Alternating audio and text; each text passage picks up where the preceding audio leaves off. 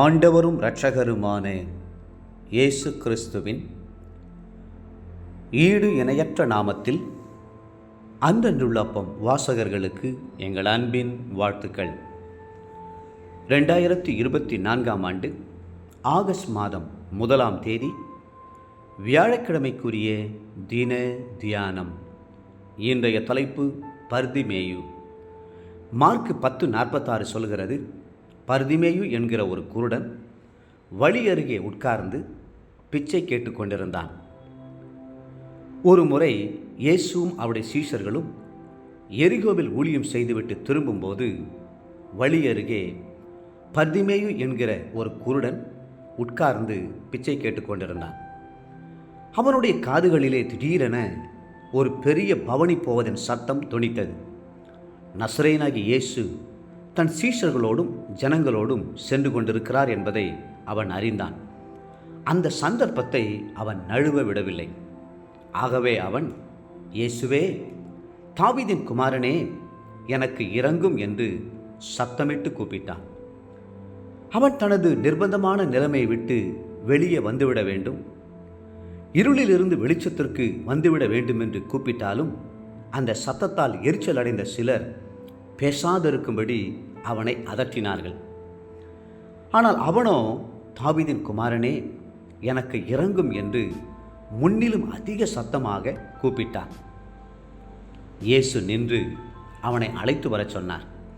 ஆகவே ஒரு சிலர் அவனிடம் ஓடி வந்து பர்திமேயுவை அழைத்து, திடன் கொள், எழுந்திரு, இயேசு உன்னை அழைக்கிறார் என்றார்கள். உடனே அவன் தன் மேல் வஸ்திரத்தை எறிந்துவிட்டு எழுந்து இயேசுவினிடத்தில் வந்தான். இயேசு அவனை நோக்கி, நான் உனக்கு என்ன செய்ய வேண்டும் என்று இருக்கிறாய் என்றார். அதற்கு அந்த குருடன், ஆண்டவரே, நான் பார்வை அடைய வேண்டும் என்றார்.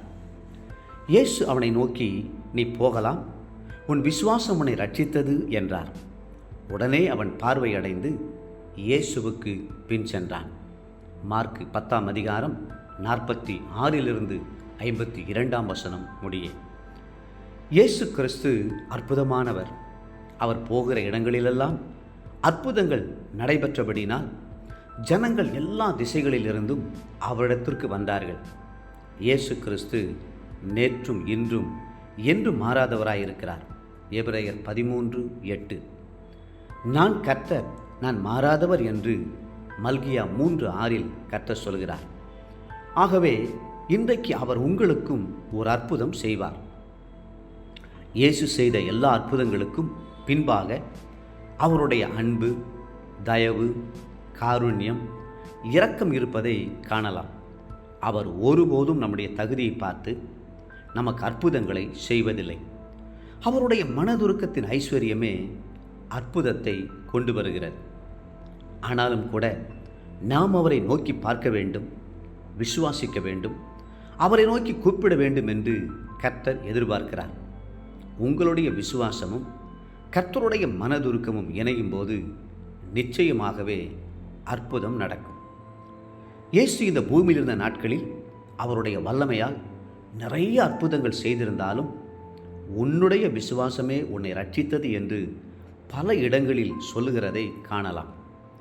தேவப்பிள்ளைகளே, விசுவாசம் அற்புதங்களை கொண்டு வருகிறது. நீங்கள் கர்த்தர் மேல் விசுவாசம் வைத்து அவரை சார்ந்து கொள்ளுங்கள்.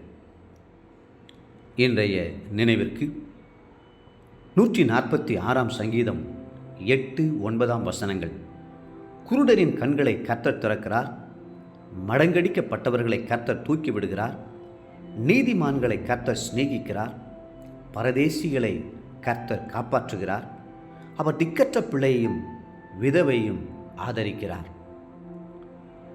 இன்றைய வேத வாசிப்பு காலை சங்கீதம் 57, 58 மற்றும் 59 சங்கீதங்கள்.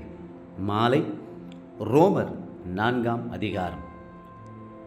அன்புக்குரிய அன்றன்றுள்ள வாசகர்களே, மீண்டும் உங்களை வாழ்த்துகிறோம். கர்த்தர் மேல் விசுவாசம் வையுங்கள். அவர் உங்களுக்கு அற்புதம் நிச்சயம் செய்வார். கர்த்தர்தாமே உங்களை ஆசீர்வதித்து மென்மேலும் உயர்த்துவாராக. ஆமென்.